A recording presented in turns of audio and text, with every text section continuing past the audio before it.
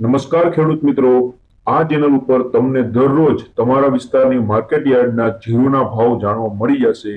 દરરોજ વિડીયો મળતો રહે એટલા માટે ચેનલને સબસ્ક્રાઇબ કરી લ્યો। હવે આપણે જોઈ લઈએ જીરુના ભાવ।